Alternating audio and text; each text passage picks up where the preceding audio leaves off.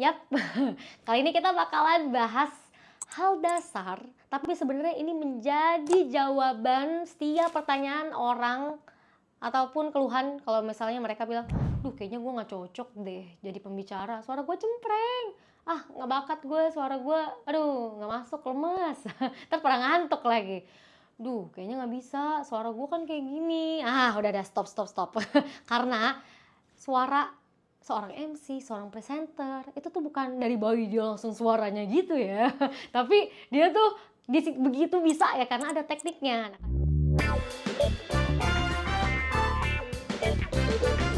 Kali ini kita akan bahas teknik dasar vokal untuk public speaking. Nah ini bisa, makanya kita mungkin dengerin suara MC, suara presenter, suara content creator, suara dubber itu beda ya.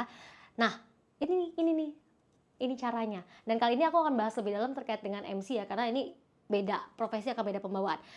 Nah, ada 3 hal di sini akan ngerubah suara kamu ketika terdengar sama orang, kayak bisa bikin terpikat lah ya. Yang pertama artikulasi, yang kedua intonasi, yang ketiga tone suara. Artikulasi. Ini yang bedain juga kalau kita ngomong kayak biasa kan kayak gini ya. Kadang-kadang mulut kita ya udah biasa aja, tapi kalau misalnya kalian jadi public speaking, kalian harus ngomong dengan jelas a i u e o. Jadi jangan takut mulut kayak untuk ngebuka, no, biarin aja ekspresif.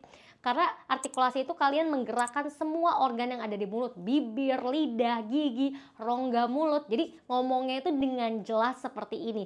Karena kalau kita pasti ngerasain deh, kalau kita ngedengerin orang ngomongnya kayak oke, mereka ngomong, tapi mereka ngomongnya nggak jelas, jadi kita tuh kayak apa sih gitu. Nah inilah sebagai public speaker kalian harus ngomong dengan artikulasi yang jelas. Cara latihannya seperti apa? A I U E O, A I U E O. Makanya kadang butuh pemanasan ya. Nah kalian harus mengucapkannya dengan jelas, nggak usah cepet-cepet. Kalau kalian udah pro banget ngomong bisa dengan cepat dan artikulasi yang jelas, it's good. Nah untuk latihan kalian mungkin bisa ngomong pelan-pelan tapi dengan artikulasi yang jelas. Yang kedua, intonasi. Intonasi itu naik turunnya suara. Ini juga akan ada di dalamnya, dalam hal ini adalah power. Kenapa ngomong dengan artikulasi yang jelas kalau ditambah power akan beda? Misalnya, artikulasi yang jelas cuman selamat pagi dan selamat datang dalam acara Digital Transformation in Public Sector. Ketika ditambah intonasi, selamat pagi dan selamat datang dalam acara Digital Transformation in Public Sector. Nah, di situ udah ada power, udah ada naik turunnya, ya. Naik turunnya itu tergantung setiap acaranya. Nanti kita akan bahas lebih dalam di tone suara. Nah, kalian harus tahu kapan naik, kapan turun. Selamat pagi dan selamat datang dalam acara Digital Transformation in Public Sector. Itu memberikan penekanan. Nah, sebenarnya intonasi ini ada lagi termasuk dalam tone suara ya. Tapi aku masih mau berhenti di sini lebih dalam. Karena apa? Karena aku mau kalian tahu kapan kalian harus naik, kenapa kalian harus turun. Karena itu akan memberikan arti yang berbeda. Kayak misalnya selamat pagi dan selamat datang dalam acara Digital Transformation in Public Sector. Itu turun. Nah, kalau buat buka acara biasanya biar lebih semangat di public sector seperti itu. Nah, terus harus ada power. Gimana caranya biar ada power? Biasa tuh orang bilangnya pakai suara diafragma. Diafragma gimana sih? Dengan perutnya tuh keras. Jadi kalau kita ngomong biasa sama perutnya keras, ketika kalian pencet itu akan berasa. Tapi bukan yang kayak gini juga ya. Bukan yang kayak gitu juga ya. Jadi latihannya gimana sih? Aku baca di buku Bicara Itu Ada Seninya. Latihannya supaya gampang adalah kalian ngomongin pa. Ketika kalian ngomongin latihan pa, itu ada dorongan di perut tuh di situ. Pa. Nah, itulah ada powernya. Jadi ketika ngomong ada powernya, akan beda deh pokoknya ketika in public sector sama in public sector, ya kan? In public sector, in public sector, beda kan? Nah, sekarang aku akan masuk ke yang ketiga, yaitu tone suara.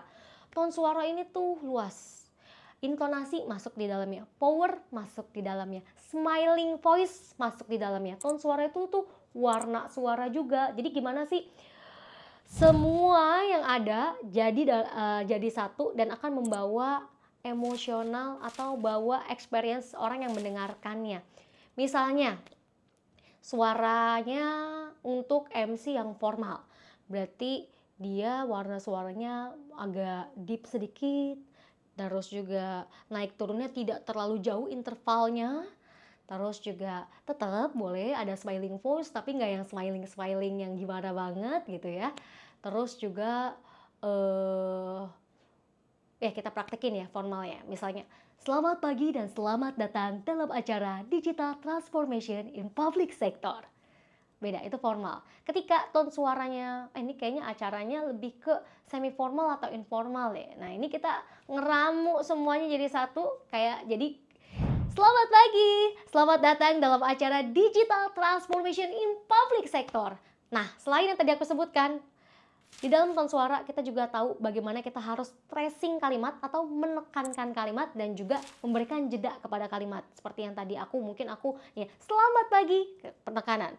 Dan selamat datang dalam acara Digital Transformation in Public Sector. Digital Transformation in Public Sector-nya aku di sini ada penekanan. Jadi tone suara tuh mencakup semuanya.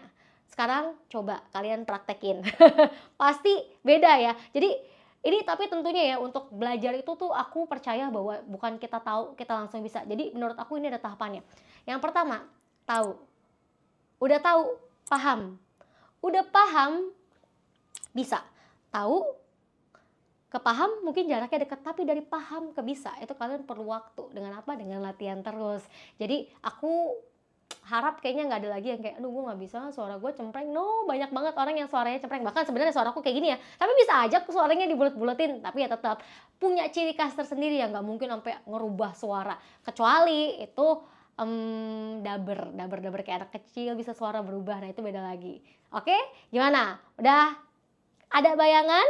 Udah paham dong? Berarti sekarang tinggal bisa latihan. Coba, jangan lupa ya tag aku mau lihat. Bye, thank you. Kalau ada pertanyaan jangan lupa ya untuk komen di bawah.